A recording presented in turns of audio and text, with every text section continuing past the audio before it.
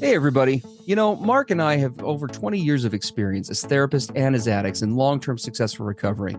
We know better than anyone what works and what doesn't to break out of porn and sex addiction, heal betrayal trauma, and reclaim your relationship. And we've poured all of our personal and professional recovery and healing experience into a first of its kind program for addicts, spouses, and couples.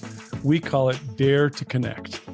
At least 4 times every week, we engage with you in real time, in the trenches, giving you the knowledge and the tools to take back your life and relationship.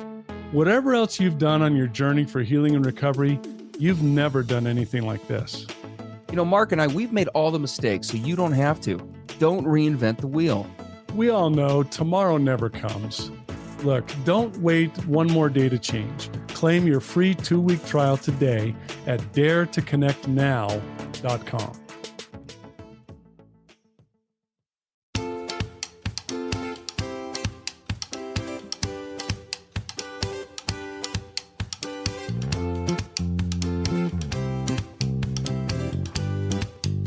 Hey, everybody. I'm Steve Moore. And I'm Mark Castleman. We know the pain and heartbreak of porn and sex addiction. And we know the triumph of breaking completely free. Every day, we help our clients find hope and healing. Join us in the fight to take back your life, your marriage, and be stronger than ever. This is the PBSE Squared podcast.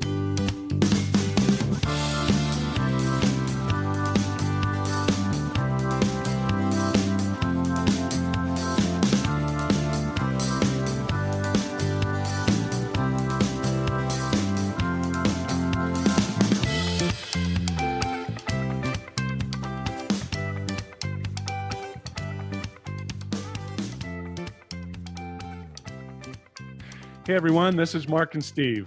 We're super excited to be with you again today.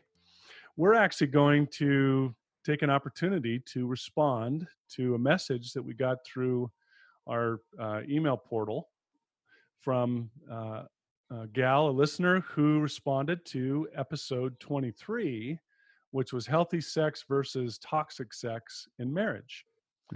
And we were so appreciative that she had the courage to reach out to us. And so we want to say to her, thanks so much for taking the time to do that.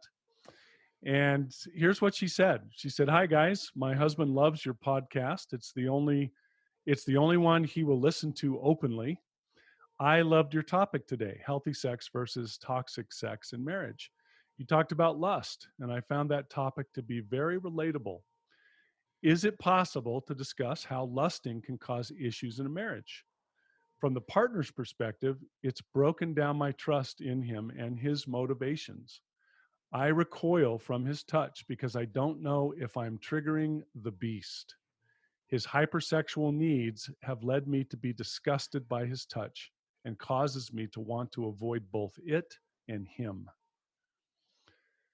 Well, we read that. Yeah. And the thing is, both Steve and I could totally relate. Not from the perspective of obviously being a wife experiencing that, but we could absolutely relate to being that guy. Because there were many times, during our deep addiction years where our wives felt very much like you've expressed. And we were very much in the place of your husband in approaching our wives, for sexual relationship with that kind of mindset, that kind of narrowing. And so we can absolutely address this, and pretty excited to do so today. Now, forewarn you, this is a heavy topic. We're not going to pull any punches on it. We're just going to be as blunt and raw about this as we can. So you guys, as you're hearing us talk about this, please be aware that there's part of you that probably wants to give us the universal peace signal and tune out. But we're really truly not addressing this topic to get to quote, come down on the guys. We're really doing this sincerely in our hearts from a place of really desiring that all of you can begin to enjoy the kind of relationship, the real deep, amazing, fantastic intimacy, and quite frankly, really amazing, great sexual relationship in your marriage that you can have. Yeah. That's our motive that we're coming at this today, not to bag on somebody, come down on somebody, discipline somebody that's misbehaving. We're really saying, let us talk about what's possible in your marriage relationship and how this stuff can get in the way, Absolutely. like create big barriers. And boy, do we know how that works. So with that introduction, let's launch into this thing and start talking about this and seeing if we can answer this question that our listeners sent in. I love it. As I look at the, if we're going to talk about this today, we are going to reference you guys back to episode 23 from a couple of weeks back, where we actually did the original podcast about healthy sex versus toxic sex. We're going to talk real quick about lust, but there's a more thorough definition and kind of a fleshing out of it there. So I would encourage you to listen to that first prior to this episode if you haven't already. But to just kind of quickly recap and summarize lust. Lust is well, it's a hard one to kind of recap, isn't it? Come on, Because it's Steve, a 10 hard seconds, topic. 10 seconds. If I was to give some like really primary attributes to lust versus love, right? Lust is always centered on the self, right? Love is considerate and of concern of the whole. Whereas lust is all about what are my needs? What can I get out of this? Lust breaks down another person. We call it objectification, but it is a component of lust where we're breaking people down, not even necessarily into body parts, but just into, is this person an asset to me in what way, or is this a person a deficit to me in another way? So contrasting that with love, right? There's a humanizing to that. Lust is very self-centered and all about the right now, right? The here and the moment. It wants everything yesterday. There's no patience to it. Love is patient.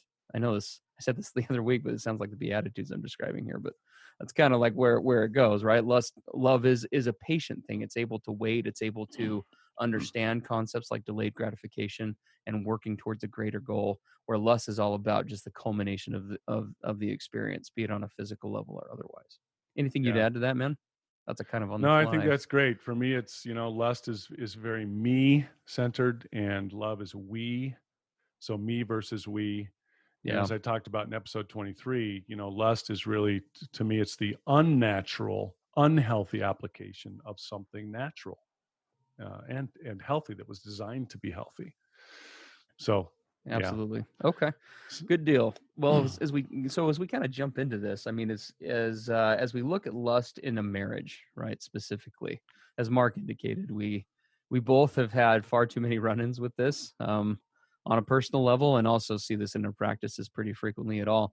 And to be fair, it is a difficult topic to address from a recovery perspective because um, as so many other topics that we talk about on this podcast require, it requires a high level of mindfulness and self-awareness to be able to even recognize when lust versus love is occurring. When we talk about pulling lust out of a relationship, especially where it's already been present, trying to delineate between those two and where one ends and the other one begins is a real skill set. And so, kind of going back to what Mark said before, if don't despair if you found yourself in this place. It's not uncommon to get in this place. We want to just help you get out of it as much and as quickly as we can. And for those who haven't, fortunately, to avoid it, because lust absolutely can and does cause huge issues in a marriage. And I think probably the best way to do this, Mark, is just we break this down by the spouse versus the addict, right? And what Yeah. that kind of looks like. Yeah. So yeah, why don't you tell us a little bit about from your perspective, the spouse piece? I'm curious what your thoughts are. Well, so obviously, you and I are guys, and we would never claim to be able to have this perfect understanding and perfect empathy for what women go through with this. But what we do have is we've been married for a long time, and Steve and I have both, invested a lot of effort and time with our wives, and trying to see things through their eyes by asking them how they feel and what was that like for you, and really, really trying as we've gotten more healthy to really understand this. So, I've been married 40 years. In fact, our 40th anniversary is this Sunday. Mm. And so I have had a lot of opportunity to try to understand how a woman thinks after 4 decades. And you and I, Steve, have worked with a lot of women over, decades of time as well. So what Yeah. I can say about this concept from the standpoint of a spouse, of a woman specifically, is the feeling that if we're going to come together to be sexually intimate, what a guy needs to understand is that for a woman, that's incredible vulnerability. She is Yes. literally putting herself, her body, everything on the line and saying, "Okay, I'm completely vulnerable to you."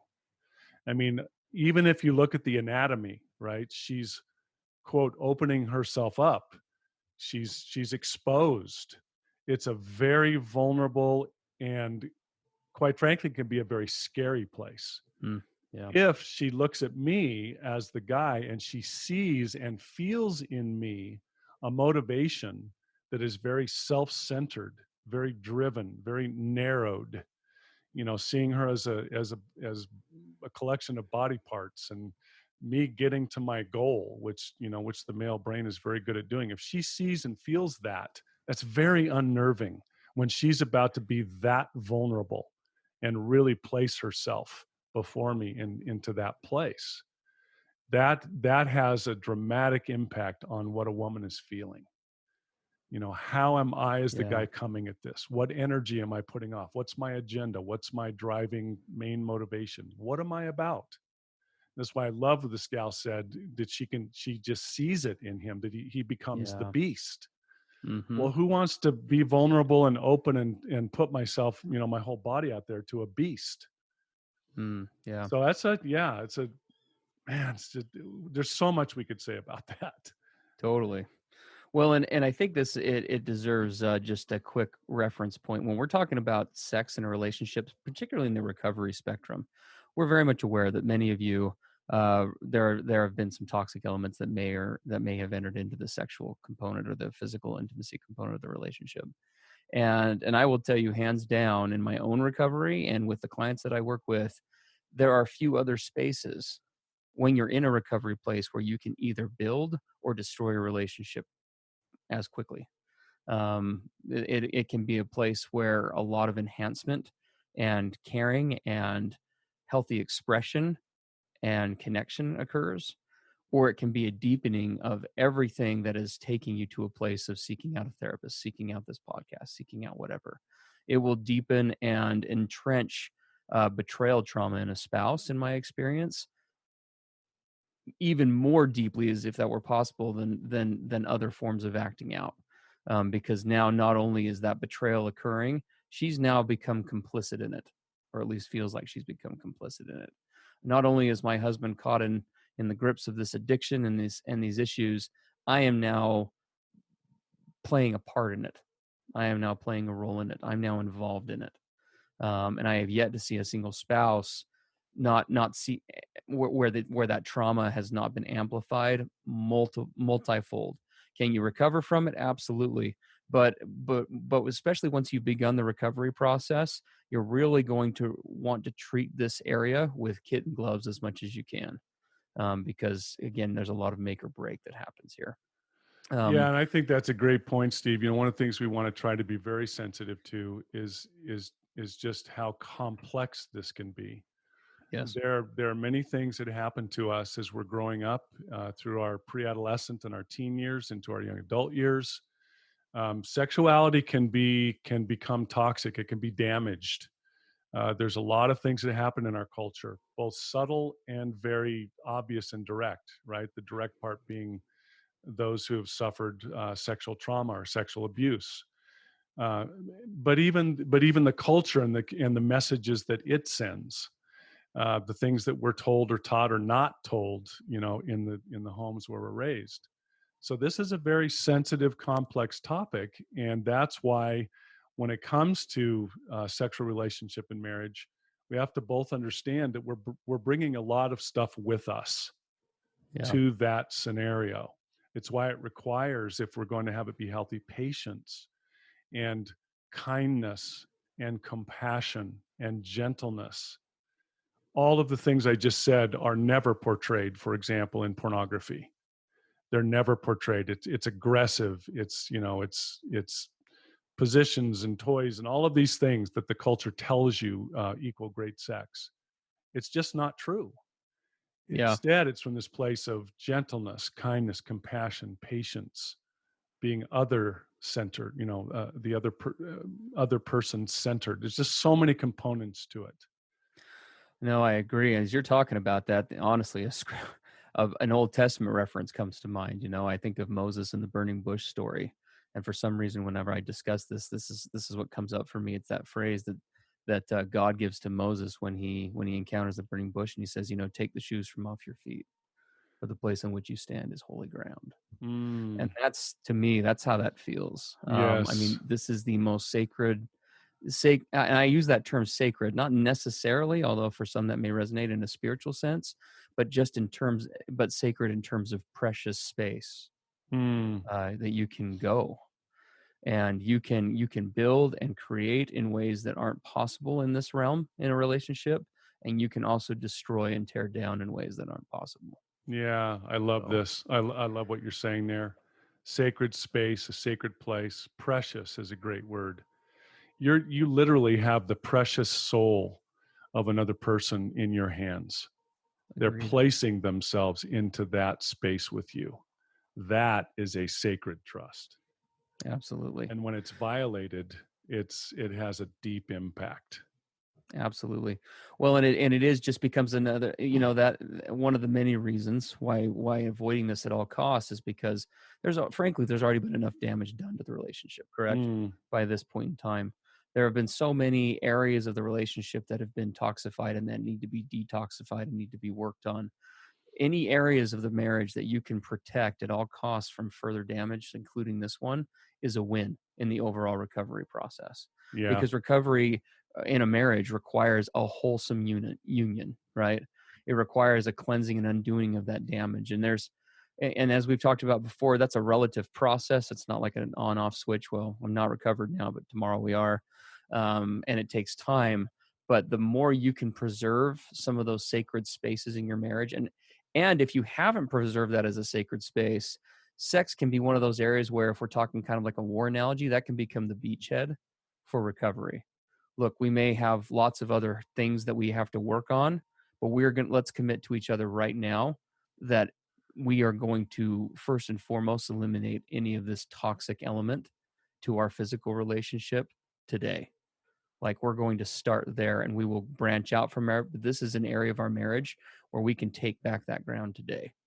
Yeah. And I think you made a super critical point. We have to realize that there are situations in our marriage relationship where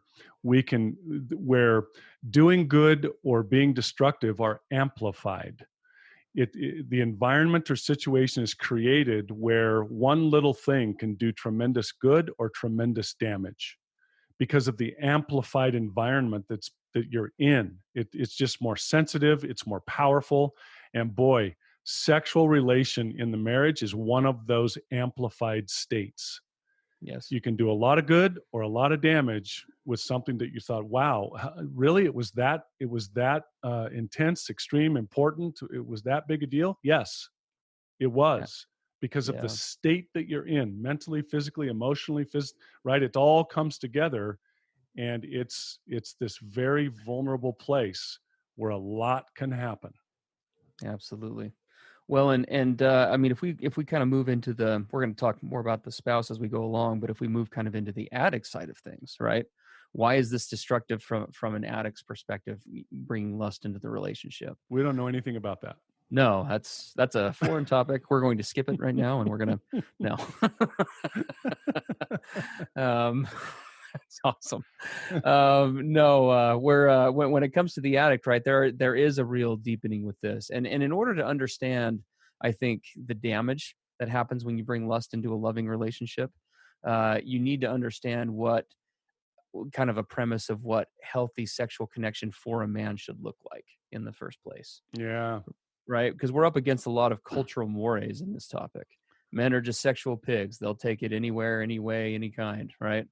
They're just, they're more they're the sexual component of the relationship. It's all about that for them. They are, they live and die for it. And I would argue that even though there is that cultural moray and there are a lot of guys that buy into that, I know we're getting a lot into the spiritual today. I from a spiritual premise, I don't think anyone is hardwired that way. Um, Obviously, there is a chemical component to this element, which is probably where the cultural thing comes from. Where it's true, men are more sexually driven from a chemical place. The sexual hormones that guide the sex drive primarily are much more highly present for a guy. And so there is that element to it. But I am convinced, and I've experienced this, I'm speaking from experience when I say this, that for me, sex, and I say this as a recovering sex addict, sex for me has become so little about the physical and so much about the emotional. The physical has almost taken a huge back seat. And I'm not some 85-year-old guy lecturing you about this. I'm a 35-year-old dude. Um, and that's really where it's come at for me. And I think that most of the men that I work with, when we start to talk about not just what is healthy versus toxic sex in general, but what's healthy versus toxic to me, and what I really am looking for out of life and out of my relationships, men are far more wired for actual, legitimate, real connection than we give them credit for. We undermine them on a cultural level, and I think in a way kind of put them in a box, in terms of this is sort of the expectation, when there is such a higher way of living, a more connected way of living, a more present way of living. And just as sex is a reflection of some other elements of a relationship, it's also a reflection of the connection side of a relationship as well. We are all wired to connect authentically. Yeah, and I love what you're saying, Steve. If you start to look at at guys and how the culture typically portrays us, you're right, right? We're just all about sex. Men want one thing. It's Yep. all the things that we're told, and Hollywood portrays it, and certainly pornography portrays it. It's all of these things that we're raised with these so-called norms. And it's true. One of the great challenges, if we look at the neuroscience of this, so for you guys listening, and gals too, we as guys are typically very driven by this wonderful little chemical called testosterone. And testosterone is amazing, right? It brings up a narrowed focus to get to a goal. It gives us energy, it gives us determination, right? It blocks out everything else but us getting to what the most important thing is. So it's a wonderful driving force in the male brain and body. However, its attributes can also become its destructive elements. Yes. And so this is what I see the culture portraying, these narrowed guys where they don't Mm, feel anything else, they don't see anything else, they're looking at it through a drinking straw, through this little teeny narrow passage, and it's just to get to the end that I want, right? yeah. Which is climax and ejaculation, and that's everything. Nothing else matters but getting to that place.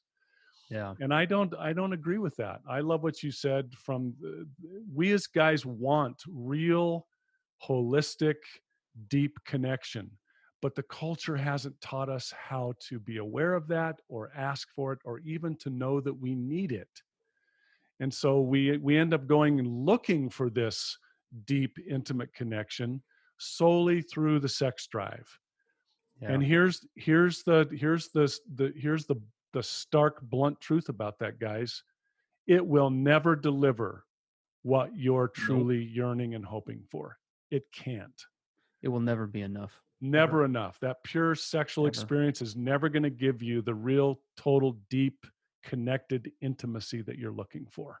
Absolutely. And so if you don't realize that, you're going to keep pushing and driving the narrow sexual approach to get it to deliver this intimacy and connection. So you're going to push the envelope, keep expanding the boundaries, going to become more extreme, right? More excessive, always looking for that holy grail, which you'll never get to. Yeah. And that's kind of one of the tragedies of our culture.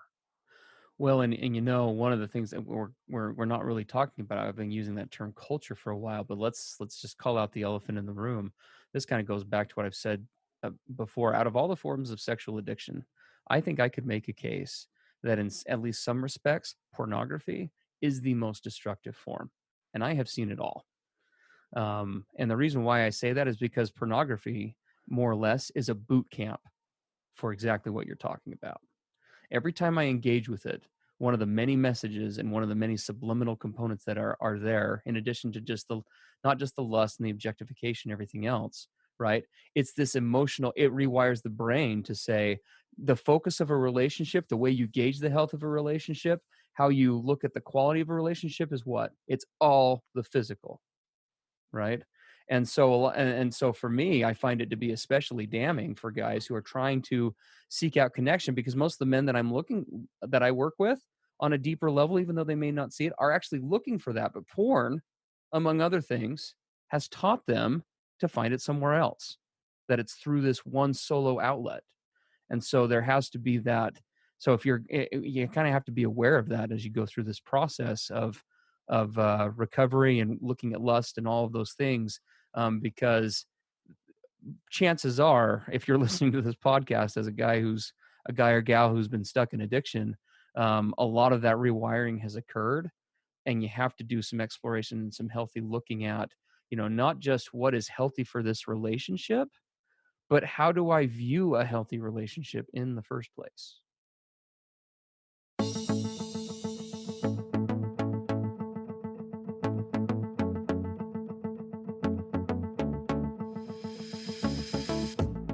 Hey, everybody, Mark and Steve here.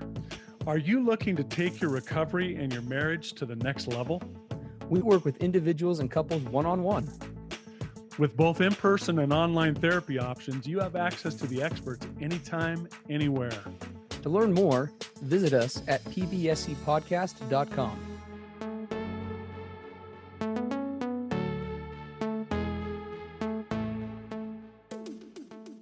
Right? Yeah. So, And there's been a lot of training, a lot like you term boot camp, right? Pornography and many different kinds of sexual media provide this training that yes. tells the brain what is a normal, quote, normal, what is expected, what is the focus. And here's the thing, I'm going to challenge the the so-called cultural norm for guys. Please I do. don't think guys are just purely sexually narrowed and focused and that's all they want. Agreed. I think that's a lie. I think if you look at a guy in his highest, truest self, where he's at his best, he is a knight in shining armor. He wants to protect. He wants to take care of. He wants to be kind and compassionate. He wants to be chivalrous. He wants to show little courtesies and respects. He cares deeply, especially for the woman of his life. That's the true highest noble man that I believe is our nature. And I Yeah, think the culture has twisted that and caused us to forget who we are, and has taken a little teeny tiny piece of that and made it the whole enchilada. yeah, And it's wrong. And guys, it isn't us. That's not who we are. So I I would agree with you agree. completely, Steve, on that. Yeah. Well, and when you look at those different levels of intimacy, I've talked about how and I teach clients oftentimes there are these different levels of intimacy, and I'm a big believer that the highest one is creation and collaboration. And Mm, what I think that again, going off of what you're saying, Mark, that's true for men on a deep level, is a desire to create. A lust-based relationship will never, ever do that. Ever. right. Lust always seeks to take, never to give, never to grow, never to expand. Lust will teach you that the way to grow and expand a relationship is new positions, more lingerie, more sex toys, more whatever, right? That's how you grow the relationship. That's how you create something additional. And speaking as a guy, not in a bragging way, who's gone far down too many of those avenues, there's just not, like we were talking about before, there's just nothing there. There's just nothing there. Right. The other element, and I think this is important to look at for a guy, and this is applicable in some respects for a woman or a spouse of an addict, is this whole codependent element, right? Underlying the entire battle for recovery for a man or anyone for that matter who's struggling with an addiction, it's really a battle against codependency. Whether it's sex, whether it's drugs, whether it's what, fill in the blank with whatever you want. Food, it could be anything. Sex on a mental health level, on a clinical level, if you want to go there, is an attachment disorder. It's a failure to correctly attach to a thing or person or substance or whatever in one's life, rather than that thing being taking a healthy place in sort of a healthy emotional, mental, spiritual, balanced daily diet, so to speak. Hmm. It takes precedence over other things and moves into an unhealthy, toxic space. Yeah, And and so if we, oh, go go ahead. ahead. Oh, no, I was just going to say, so for an addict, really the war is not just against, it isn't, you and I talk about this often. The war isn't against sex itself. The war is against codependency on sex. And the more you engage on a lust-based level, the more you move yourself into a headspace of needing something as opposed to choosing something. In my office, I will oftentimes put a kind of a long line, a timeline on the board. On the one side, I'll write choose, and on the other side, I write need, because I'm a big believer that there's a sliding scale that happens. The more that I choose something, the more that I move to one side of the scale, the more I need to not need it. And vice versa. The less that I need something, the more that I'm able to choose it. I think I used the example one time. I can't choose oxygen, right? If I want to Hmm. live, I have to breathe oxygen. I can't pick from the 25 gases on the periodic table. I have to breathe oxygen, right? And so it's not something that I can choose. And in my premise, and I know you're going to talk about this in a second. I'm glad we're moving into the space of talking about. I think that most men are not wired to be needed. It feels good to be needed, but I think that most of us are wired on a deeper, more intimate level. When we're able to break free and move past and get away from codependency, we deep down we want to be chosen. Yeah. So, Yeah, and codependency is a word that's, thrown around a lot, and yep. maybe some of our listeners don't know exactly what that is. So let me just break it down real quick from my experience. So what happened to me, I had a lot of childhood trauma issues, a lot of, dysfunctional stuff, a lot of habits that I built. And and so rather than being able to get in touch with those things, right, all of my inadequacies and my fears and my doubts and my unworthiness and all of the different parts of me that were broken, no one taught me how to start to understand what those things were. I didn't even know I had feelings. I mean, well, what are you feeling? What do you mean, what am I feeling? Like, there's just there's only three feelings. You're either mad, sad, or glad. I don't understand what all this feeling crap is. I wasn't even in touch with that. I didn't know that I had needs. I didn't know that I had brokenness deep down. All I knew was that when life got difficult, stressful, uncomfortable, whenever something was just pressing down on me that I couldn't handle, I found this place to run to. These sexual outlets, they became my way to cope, my way to self-soothe, my way to self-medicate. And as I did that more and more, I developed a relationship with those outlets, that sexual escape. I became dependent on it in order to live life. And Mm, that's what we mean when we say codependency. yes, Codependent. Me and this thing cannot survive without each other, absolutely. right? Well, I know we've kind of touched on this on podcasts before, but I'm looking through our podcast episodes in real time, and we have not done one on codependency yet Oh, directly. wow. So I apologize for that. We've kind of alluded to it in different places, so I appreciate Mark giving that clarification. But yeah, I think the long and short of it is that a healthy relationship. I'll put it this way: I've yet to see a single healthy relationship, including my own, be one where two people need each other, quote Mm. unquote. Because a See that? relationship like that is, no matter what, at the end of the day, is going to have a parasitic element to it, right? See, and I'm gonna come from the culture side and Yeah, challenge you and say, whoa, sweet. wait a Let's minute, do it. Steve. But what about my favorite song, right? That talked about how much we need each other and all the things that are all these romantic, amazing things that I'll talk about. You, you need someone, and I need you, and you need me. How many billion messages have been pounded into our heads? So when you say, I don't think a really great, amazing, intimate, close relationship Uh, is where two people need each other. I'm like, what? What you talking about? yeah. Yeah. Well, and I let me just say I am a fan of any good 80s R&B song as well, just as much as the next guy. But yeah, I mean that one song here, everyone's gonna get a "How do I breathe without you?" Like that kind of stuff. Think about the phrasing in that kind of a song for a second. How do I breathe without you? I mean, that sounds like a stalker. That doesn't sound like a relationship. It sounds like I'm being, you know, like hunted or something. And like I said, it's not that feeling. I think we all like feeling needed to a degree, right? And I think that maybe the cultural piece happens maybe on that level a little bit. I mean, it does. There is a warm fuzzy that comes with feeling like you have a purpose, right? But I will tell you that a higher order, so I'm not saying that there isn't room for that to some level. I would argue just that I have found personal experience, gospel according to Steve, that the higher level of connection, when the only way I can put this into terms is looking at my wife, right? Pornography will tell me that if I'm desirable or wanted by a woman, what does that mean? She's desperate. She'll do anything for me. She'll denigrate herself, devalue herself, debase herself, do whatever, right? For me, because I'm that awesome, either sexually or otherwise. I just must be that cool, right? That's what pornography would wire me to think. That is not in any way, shape, or form what I would ever seek out in my relationship today.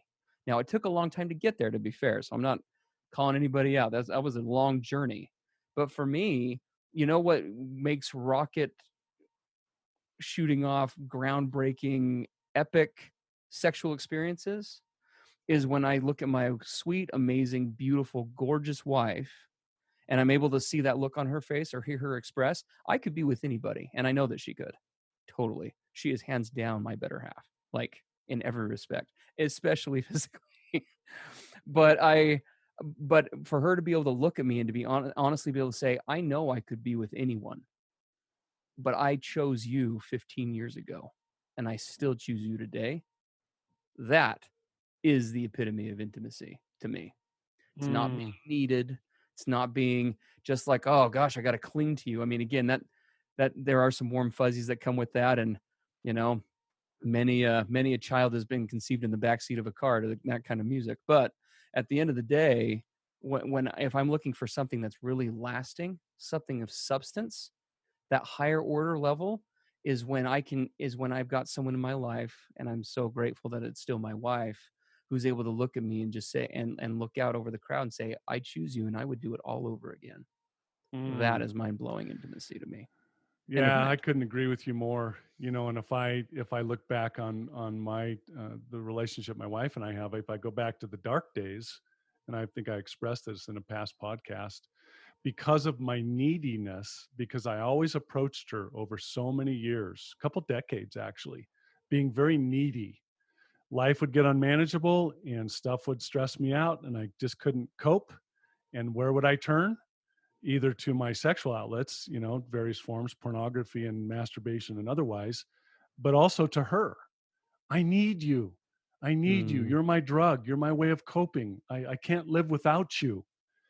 And while that sounds cool at first, what it did to her over the years is it wore her out. It yes. exhausted her, and the neediness just drained on her until one night she looked me in the face and she said, I just don't know that I can be married to a needy little boy anymore. Yeah. I need a man. And I've talked about how utterly devastating that was to me. I mean, it was a real turning point. But what she was saying was, I don't need you to need me. I need you to do your own personal work so that you Yes. can be healthy and And choose strong me. and choose me. Right. I Yeah. need you to choose me. And I want to choose you, Mm-hmm. not this neediness thing, not this codependency thing. And so Steve and I are now, please let us be clear. We're not saying that you may wave your magic wand and call on your genie in the air and Nope. all of a sudden this is all solved. Yeah. This is a journey. It's a process. And we have both worked and continue to work every day very hard at trying to be in this place where we can choose instead of needing. It takes a lot of effort, and a lot of times you can't do it without help. If we're just going to be completely bold about what we do as professionals, we help people every day with this process that we're talking about right now. Yep. It's one I know for you, Steve, and for me too. It's one of the biggest things, maybe the biggest thing we do with couples and Hmm. with individuals, is how to move out of this neediness, codependency place into the place of choosing. I'm traveling my path of healing. You're traveling yours. And in doing so, we can now hopefully come back together as healthy people and choose each other, right, Yes. as we go forward. But that is not an easy or quick process. And I know I use this on our Healthy versus Toxic Sex podcast, but a quote from a movie comes to mind, and I'm just applying it to the situation. I'm a big believer that when it comes to sexuality in a relationship, the golden rule is if you're not enough without it, if the relationship's not enough without it, then it will never, ever, ever be enough with it. Ever. Yeah, great point. You Yeah, have if to it's be able to work on the relationship to a point where you can legitimately be able to say, as we talk about, as is the premise of every 12-step group out there, which by the way are clinically proven to work if they're facilitated correctly, which is that sex, or whatever my drug of choice, and sex I would throw into that realm as well, is indeed optional. sex is optional in a truly intimate, connected marriage relationship. There's a countercultural statement, Sure. because a lot Well, of the and culture would say, "You're crazy. What are you talking about? That's not possible." absolutely. Well, and I think it's a misnomer. Oftentimes, you and I were talking about this in production today. It's that when every time I hear that term "sexual needs," I cringe, Mm, because I feel like one, it is a misnomer, but two, that person has just put themselves in a box. I've now just conveyed the message that I have these needs, and unless they're conveyed, now what have I done? That's codependency right there, right? If I don't get X from this other person, then I can't be happy. A relationship should not be the sole source of happiness. Now I'm going to get on my soapbox for a minute. A relationship cannot be that. A relationship is where two people come together and build something greater than themselves. It can't be the refuge that just where we get taken care of all the time. It is a healthy relationship is one where we are able to support each other through difficult times, and we're able to come together and share the best parts of ourselves, physically, emotionally, any other spectrum that you want to talk about. It is not, I'm convinced that it is not like Hollywood has taught us. It is not like I'm this broken puzzle piece and this other person's this broken puzzle piece, and we just wander around in life until one day magically we come across each other and now finally we're a whole. That is bull blank. I'm not going to swear today. That's my goal. That's my goal. That is just absolute crap. A healthy relationship is one in which I am an awesome person, and I know that I have a value and I have worth. Not putting myself above other people, but I have something to give to someone, and the other person being able to say the same thing, and those two people getting together and being able to say, "Holy crap, we could do something amazing together." Well, and again, to get to that place, which the culture doesn't want to hear, takes a lot of individual work. I Absolutely. have to do the work. You're right. You're absolutely and right. and a lot of people don't want to hear that. No, just take care of me. Just, see, I remember back, my wife got to the place where when she was finally able to express it, because we had progressed in our own recovery and healing, she was finally say, "You know what? I just don't want to feel like I have to service you. It's time to Yeah. service my husband, Yep. right? Do my duty." Right? It's almost like, grit your teeth, close your eyes. Okay, let's get this over with. Yes. No, if you're going to talk about real, true intimacy at its highest level, this sexual component becomes a culmination, a celebration of everything else that we're doing Uh, individually and together before we ever amen to come to that. that place. So true. That's the celebration of it all, not the be all, end Yep. all. Absolutely. I So, love it. I boy, love we've been that. on our soapbox here, haven't we, for the last few I minutes? know the last 10 minutes or so we did not plan on sharing, but I think it's good stuff. So Yeah, guys, again, we recognize we're painting big pictures in the sky for you. And we don't mean to toot our own horns. We've obviously got work to do in these areas as well. It's an ongoing, I think, a lifelong journey personally, but we have made a lot of good progress, and we want to be able to portray to you guys what is out there for you, not because it's the way you're doing it is quote unquote wrong or a sin or any of those other things that it may or may not be, but because there is so much more happiness out there for you. For you wives out there and for you husbands out there, you deserve better. You just do. You deserve better.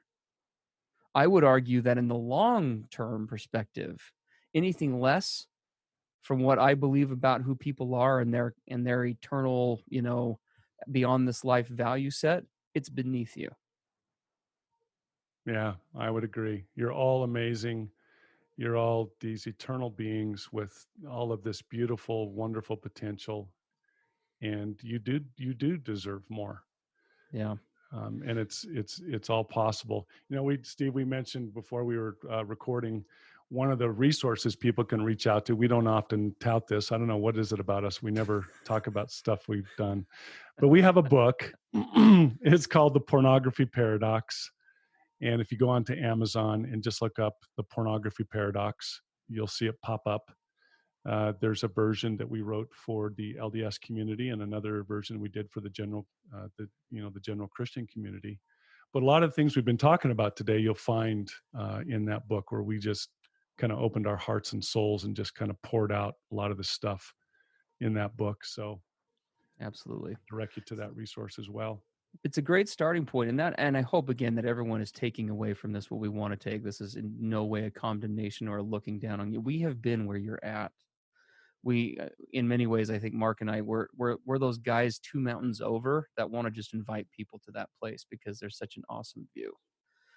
It's not that the place that you're at is horrible or terrible. Wherever you guys are at, the fact that you're even listening to this podcast, Yeah, well, it's a maybe big deal. maybe you're crazy if you listen to podcasts, but but the fact that you are sincerely working on each other puts you so far ahead of, you don't even know how many of the people that we work with and more so wish that we could work with. The goal here is not to be there tomorrow or next week or next month or even next year. It's to, as we've said many times on this podcast, for you addicts, your spouse does not need you to be that guy today. In 99.9% of cases, what a wife is needing, and this is based on all my years of doing this, what a wife is needing is for you to be trying and for her to be able to see that. If you can be consistently putting in the effort to move towards the things we talk about on this podcast, including what we've talked about today, if you can proactively hold yourself accountable when you stumble or when you fail, if you can proactively get back on that horse, come up with a better way to run that mousetrap and try again. In my experience, there are very few spouses who do not want to hang in with a relationship like that. The ones that end are the ones where one or both people give up. So please don't give up. Yep. Today is not about the things you're doing wrong. Today is about the ways that you can begin to do things better, or Yes, things that are going to bring you closer and bring you more happiness and peace. And we were just saying, we show you a better way, because we've been in the crazy, deep, dark place, and it's just not very fun. And there are some other directions we can take. So we absolutely. just we applaud all of you for being open and willing, and especially patient with us. Well, and yeah, absolutely appreciate you guys coming to the podcast and tuning in. We do, as we indicated at the beginning of this, we love getting comments from you guys. If you visit us at www.pbsepodcast.com, there is a contact form on there that you can reach out to us, just like this wonderful young lady did for us this week. We love to address those in future episodes. We only record, generally speaking, a couple episodes in advance. And we do that on purpose so that we can address things that come up from our listeners in real time.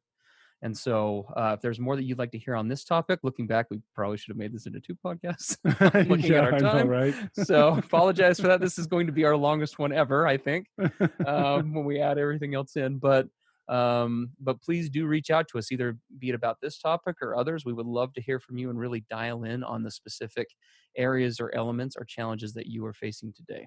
So Sounds great. Thanks, everyone. thanks, We'll everyone. Have a great see you next day. time. That's all for today. Thanks for joining us. And remember, the opposite of addiction isn't sobriety, it's connection. Together, we can do the impossible. To learn more about Mark and Steve and to listen to more podcast episodes, visit us at pbsepodcast.com.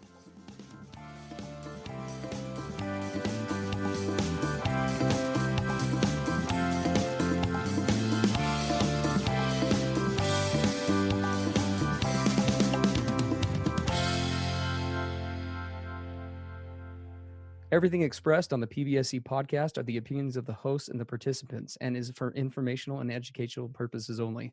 This podcast should not be considered mental health therapy or as a substitute thereof. It is strongly recommended that you seek out the clinical guidance of an individual qualified mental health professional.